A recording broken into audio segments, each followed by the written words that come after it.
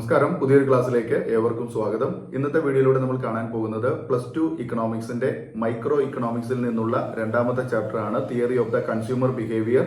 ഈ ചാപ്റ്ററിലെ പ്രധാനപ്പെട്ട ഒരു ടോപ്പിക്കിലേക്കാണ് ഇന്ന് നമ്മൾ കടക്കുന്നത്.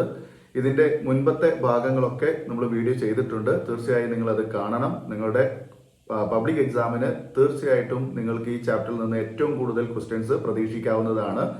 അപ്പോൾ ഇന്ന് ഈ ഒരു ചാപ്റ്ററിന്റെ തുടർച്ചയായിട്ട് ഉൾപ്പെടുത്തിയിരിക്കുന്നത് എന്താണ് demand, law of demand, demand curve, അതുപോലെ തന്നെ ഡിമാൻഡ് ഫംഗ്ഷൻ തുടങ്ങിയിട്ടുള്ള ടോപ്പിക്കുകളാണ്. അപ്പോൾ നമുക്ക് നോക്കാം. ലോ ഓഫ് ഡിമാൻഡ് എന്താണ് എന്ന് നോക്കാം. ഓക്കെ, ലോ ഓഫ് ഡിമാൻഡ് എന്താണ്? കൺസ്യൂമേഴ്സുമായി ബന്ധപ്പെട്ടുള്ള ഒരു കാര്യമാണ് നമ്മൾ ഇന്ന് പഠിക്കുന്നത്, അല്ലെ? ലോ ഓഫ് ഡിമാൻഡ്, ഡിമാൻഡിന്റെ മലയാളം പറയുന്നത് ചോദനം എന്നാണ്. ക്വസ്റ്റ്യൻ പേപ്പറിൽ നിങ്ങൾക്ക് മലയാളത്തിൽ എഴുതുന്ന കുട്ടികളാണെങ്കിൽ ചോദനം എന്നോ അല്ലെങ്കിൽ ഇംഗ്ലീഷിൽ ഡിമാൻഡ് എന്നുള്ളതിനെ മലയാളീകരിച്ച് എഴുതിയിട്ടുണ്ടാവും ഡിമാൻഡ് എന്ന് തന്നെ. അപ്പൊ രണ്ട് വാക്കുകളും, അതായത് മലയാളത്തിലാണെങ്കിലും ഇംഗ്ലീഷിലാണെങ്കിലും ആ പേരുകൾ നിങ്ങൾ കൃത്യമായിട്ട് മനസ്സിലാക്കി വെക്കുക.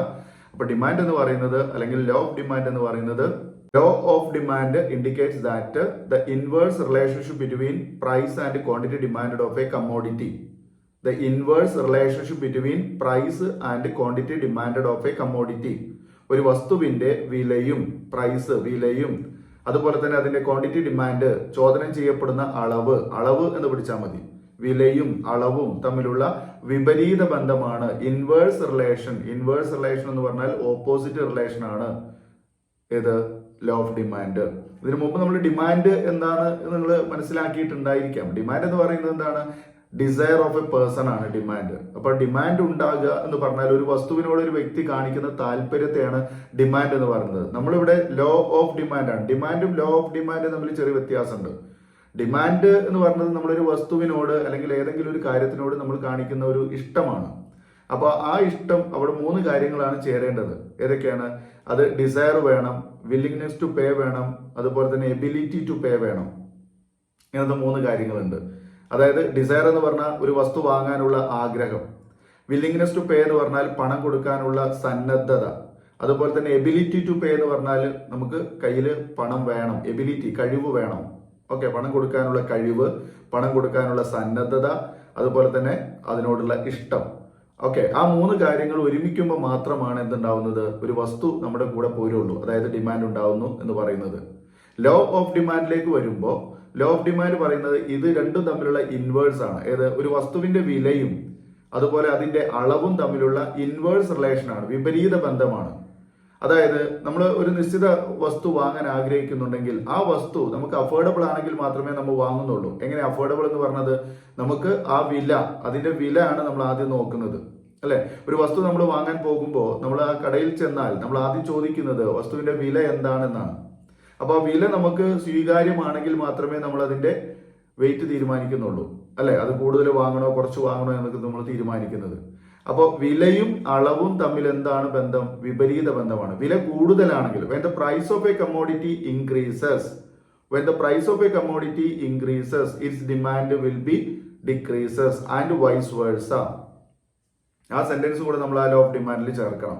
When the price of a commodity increases, കമ്മോഡിറ്റിയുടെ പ്രൈസ് അല്ലെങ്കിൽ ഗുഡിന്റെ പ്രൈസ്, വസ്തുവിന്റെ വില കൂടുതലാണെങ്കിൽ, when the price of a commodity increases, വസ്തുവിന്റെ വില കൂടുതലാണെങ്കിൽ നമ്മൾ എന്ത് ചെയ്യും? വാങ്ങുന്ന സാധനത്തിന്റെ അളവ് കുറയ്ക്കും, അല്ലെ? When the price of a commodity increases, the demand for the quantity demand will be decreases, അല്ലെ? അപ്പൊ ക്വാണ്ടിറ്റി ഡിമാൻഡ് ഡിക്രീസ് ചെയ്യും. ആൻഡ് വൈസ് വേഴ്സ, നേരെ മറിച്ചും. വൈസ് വേഴ്സ എന്ന് പറഞ്ഞാൽ നേരെ മറിച്ചും. നമ്മൾ ആ സെന്റൻസ് മുഴുവൻ വീണ്ടും എഴുതാതിരിക്കാൻ വേണ്ടിയിട്ടാണ്. Okay, when the price of a commodity increases, its demand will be decreases, and when the price of a commodity decreases, its demand will be increases.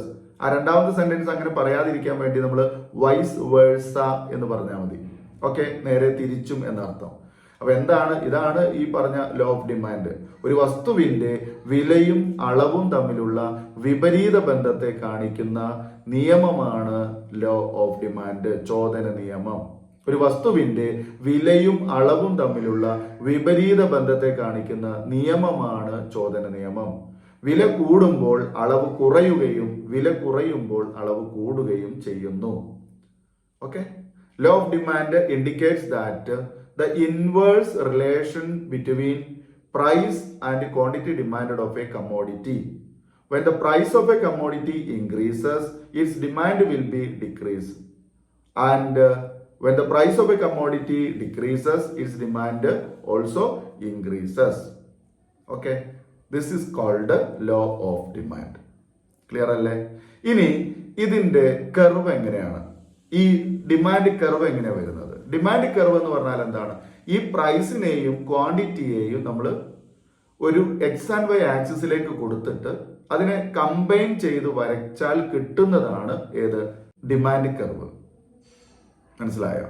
അപ്പൊ ഡിമാൻഡ് കർവ് എങ്ങനെ ചെയ്യാം? അപ്പൊ ഡിമാൻഡ് കർവ് നമുക്ക് സാധാരണ demand curve എന്താണ്, അല്ലെങ്കിൽ law of demand എന്താണ്, ഒരു ഡിമാൻഡ് കർവ് വരയ്ക്കുക എന്ന് പറഞ്ഞിട്ട് ചോദ്യം വരികയാണെങ്കിൽ നിങ്ങൾ എക്സ് ആൻഡ് വൈ ആക്സിസ് വരച്ചിട്ട് വെറുതെ ഒരു ഡിമാൻഡ് കർവ് വരച്ചാൽ മതി. ഡിമാൻഡ് കർവിന്റെ ഷേപ്പ് എന്താണ്? Left up to right down convex ആകൃതിയിലാണ് വരുന്നത്, താഴേക്ക് ഇങ്ങനെ വളഞ്ഞ വരുന്നത്. ഓക്കെ, അപ്പോ നമുക്ക് എന്താണ് തിയറി എന്ന് നോക്കാം. വളരെ സിമ്പിൾ ആണ്. ലോ ഓഫ് ഡിമാൻഡ് പഠിച്ചാൽ നിങ്ങൾക്ക് ബാക്കിയെല്ലാം ക്ലിയർ ആക്കാം. ലോ ഓഫ് ഡിമാൻഡ് ഞാൻ ഒരിക്കൽ കൂടെ പറയുന്നു, inverse relationship between price and quantity demand of a commodity എന്നാണ്, അല്ലെ? അതേപോലെ ഇവിടെ എന്താ പറയുന്നത്?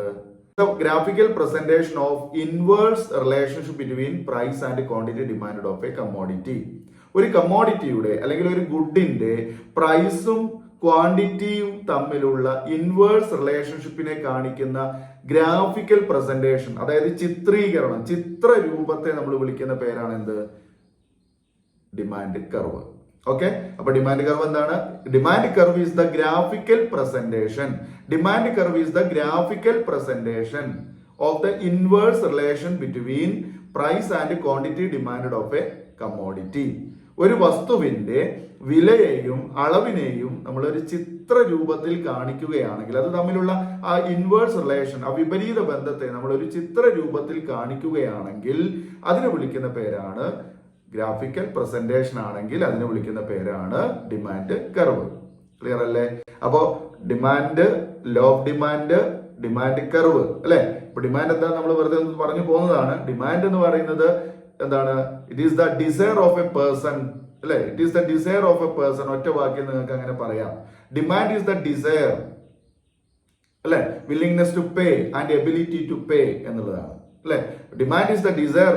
ഡിസയർ എന്ന് പറഞ്ഞാൽ ആഗ്രഹമാണ്. Demand is the desire of a person to willingness to pay and ability to pay എന്നുള്ളതാണ് ഡിമാൻഡ്.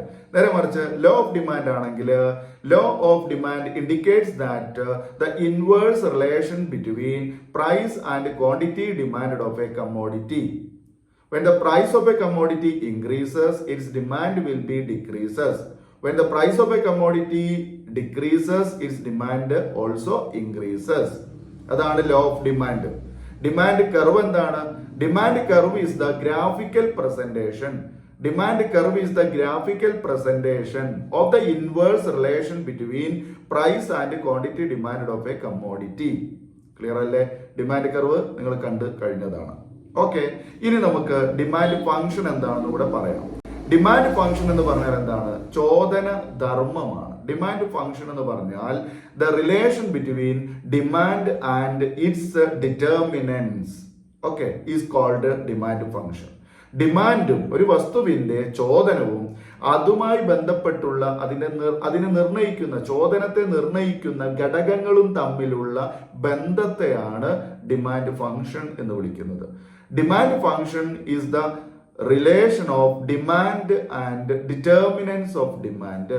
ഡിമാൻഡ് എന്താ നമ്മൾ നേരത്തെ കണ്ടു. ആ ഡിമാൻഡും എന്താണ്? ഡിമാൻഡും അതുപോലെ തന്നെ ഡിറ്റർമിനൻസ് ഓഫ് ഡിമാൻഡും, അതായത് ഡിമാൻഡിനെ നിർണയിക്കുന്ന ഡിറ്റർമിനൻസ്, നിർണയിക്കുന്ന ഘടകങ്ങൾ. ഡിറ്റർമിനൻസ് എന്ന് പറഞ്ഞാൽ നിർണയിക്കുക, അതായത് തീരുമാനിക്കുക. ഡിമാൻഡ് എങ്ങനെ ഉണ്ടാകുന്നു, വേണോ വേണ്ടയോ, ഒരു വസ്തുവിന് ഡിമാൻഡ് ഉണ്ടാകുന്നത് എന്തൊക്കെ ചേർന്നിട്ട്, അതിനെയാണ് നമ്മൾ നിർണയിക്കുന്ന ഡിറ്റർമിനൻസ് എന്ന് പറയുന്നത്. Factors determining demand of a commodity എന്ന് പറഞ്ഞുകൊണ്ട് നമുക്കൊരു ടോപ്പിക് പഠിക്കാനുണ്ട്. അപ്പോൾ അവിടെ ഡിറ്റർമിനൻസ് ഏതൊക്കെയാണ് ഡിറ്റർമിനൻസ് എന്ന് പറഞ്ഞത്? പ്രൈസ് ഓഫ് ദ കമ്മോഡിറ്റി ഒന്നാമത്തേത്, പ്രൈസ് ഓഫ് റിലേറ്റഡ് ഗുഡ്സ് രണ്ടാമത്തേത്, ഇൻകം ഓഫ് ദ കൺസ്യൂമർ മൂന്നാമത്തേത്, പിന്നെ ഏതാ? Taste and preferences of the consumer നാലാമത്തേത്. ഇങ്ങനെ 4 ഡിറ്റർമിനൻസ് ആണ് ഡിമാൻഡിന് ഉണ്ടാവുക. അപ്പൊ ഒരു വസ്തുവിന് ഡിമാൻഡ് ഉണ്ടാവണോ വേണ്ടയോ എന്ന് തീരുമാനിക്കുന്നത്, അല്ലെങ്കിൽ ഒരു വസ്തു നമ്മൾ വാങ്ങണം എന്നുണ്ടെങ്കിൽ നമ്മൾ ഈ പറയുന്ന കാര്യങ്ങളൊക്കെയാണ് പരിഗണിക്കുന്നത്. എന്തൊക്കെയാണ്? ഒന്ന്, നമ്മൾ ആദ്യം നോക്കുന്നത് പ്രൈസ് ഓഫ് ദ കമ്മോഡിറ്റി, വസ്തുവിന്റെ വിലയാണ്. രണ്ടാമത് നമ്മൾ നോക്കുന്നത് എന്താണ്? Price of related goods. നമ്മൾ വാങ്ങുന്ന വസ്തുവിന്റെ അതേ ഉപകാരമുള്ള മറ്റു വസ്തുക്കൾ ഉണ്ടെങ്കിൽ അതാണ് റിലേറ്റഡ് ഗുഡ്, അതിന്റെ പ്രൈസും കൂടെ നോക്കും. അപ്പൊ ഏതാണ് കൂടുതൽ കുറവ് എന്ന് നോക്കും അല്ലെ? അതാണ് പ്രൈസ് ഓഫ് റിലേറ്റഡ് ഗുഡ്സ്. മൂന്നാമത്തത് ഇൻകം ഓഫ് ദ കൺസ്യൂമർ ആണ്. നമ്മുടെ കയ്യിൽ എത്രത്തോളം വരുമാനമുണ്ട് ഈ വസ്തുക്കളൊക്കെ വാങ്ങാൻ, അതാണ് മൂന്നാമത്തെ കാര്യം. നാലാമത്തേത് taste and preferences of the consumer ആണ്. നമ്മൾ ചില വസ്തുക്കളോട് നമുക്ക് പ്രത്യേകമായിട്ടുള്ള ഒരു ഇഷ്ടം ഉണ്ടാകും, അതാണ് അവിടെ ടേസ്റ്റ് പ്രിഫറൻസ് എന്ന് പറഞ്ഞത്. ആ വസ്തുവിന്റെ വില നോക്കിയിട്ടല്ല നമ്മൾ അവിടെ സാധനങ്ങൾ വാങ്ങുന്നത്. നമുക്കത് സ്ഥിരമായിട്ട് യൂസ് ചെയ്തിട്ട് നമുക്കതിൽ സാറ്റിസ്ഫൈഡ് ആണെങ്കിൽ നമ്മൾ ആ വസ്തു തന്നെ സ്ഥിരമായിട്ട് വാങ്ങുന്നവരായിരിക്കും. ഓക്കെ, അപ്പൊ ഇങ്ങനെയുള്ള കാര്യങ്ങളൊക്കെയാണ് ഒരു വസ്തുവിനെ വസ്തുവിന്റെ ഡിമാൻഡിനെ നിർണ്ണയിക്കുന്നത്. ഓക്കെ, അപ്പോ അത് നമ്മൾ വിശദമായിട്ട് വേറെ ഒരു ടോപ്പിക്കിൽ പഠിക്കും. ഓക്കെ, അപ്പൊ ഡിമാൻഡ് ഫംഗ്ഷൻ എന്താണെന്ന് മനസ്സിലാക്കുക. The relation between demand and determinants of demand is called demand function. Okay, അപ്പൊ പ്രധാനപ്പെട്ട മൂന്ന് കാര്യങ്ങൾ നമ്മൾ ഈ ഒരു ടോപ്പിക്കിൽ ഉൾപ്പെടുത്തിയിട്ടുണ്ട്. അപ്പൊ ഇത് നിങ്ങൾക്ക് മനസ്സിലായി എന്ന് ഞാൻ കരുതുന്നു. ഇതൊക്കെ പരീക്ഷയ്ക്ക് വരുന്നതാണ്. ഓക്കെ, അപ്പൊ തീർച്ചയായിട്ടും നിങ്ങൾ കൃത്യമായിട്ട് നമ്മുടെ വീഡിയോ ഷെയർ ചെയ്യാൻ മറക്കരുത്. ഈ വീഡിയോ നിങ്ങൾക്ക് ഇഷ്ടപ്പെടുകയാണെങ്കിൽ ലൈക്ക് ചെയ്യാൻ മറക്കരുത്. അതുപോലെ തന്നെ ആദ്യമായിട്ട് നമ്മുടെ ചാനൽ കാണുന്നവരുണ്ടെങ്കിൽ ഒന്ന് സബ്സ്ക്രൈബ് ചെയ്ത് തൊട്ടടുത്തുള്ള ബെൽ ബട്ടൺ ഓൾ എന്ന് എനേബിൾ ചെയ്ത് വെച്ചോളൂ. പബ്ലിക് എക്സാമിന് ഷുവർ ആയിട്ടുള്ള ചോദ്യങ്ങൾ, അതിന്റെ ഉത്തരങ്ങൾ തുടങ്ങിയിട്ടുള്ള കാര്യങ്ങളൊക്കെ നമ്മുടെ ചാനലിലൂടെ വരുന്നതായിരിക്കും, നിങ്ങൾക്ക് ഉപകാരപ്പെടും. ഓക്കെ, പിന്നെ പറയാൻ വിട്ട ഒരു കാര്യം, അടുത്ത വീഡിയോ നമ്മുടെ ഈ ക്രിസ്മസ് എക്സാം, നമ്മുടെ സെക്കൻഡ് ടേം എക്സാമിന് പരീക്ഷയ്ക്ക് എന്തൊക്കെ പഠിക്കണം, ഏതൊക്കെ വിഷയങ്ങളിൽ ഏതൊക്കെ ടോപ്പിക്ക് പഠിക്കണം, മുൻ പരീക്ഷയ്ക്ക് നടന്നതിൽ എന്തെങ്കിലും ചോദ്യങ്ങൾ വരുമോ, ഇങ്ങനെയുള്ള കാര്യങ്ങളൊക്കെ ഉൾപ്പെടുത്തിയിട്ടുള്ള വീഡിയോ തുടർന്ന് വരുന്നതാണ്. അപ്പോൾ തീർച്ചയായിട്ടും കാത്തിരിക്കുക പുതിയ വീഡിയോയ്ക്ക് വേണ്ടി. ഇനി നമുക്ക് വീണ്ടും പുതിയ വീഡിയോയിൽ കാണാം. ഈ വീഡിയോ കണ്ടിരുന്ന എല്ലാവർക്കും നന്ദി. Thanks for watching.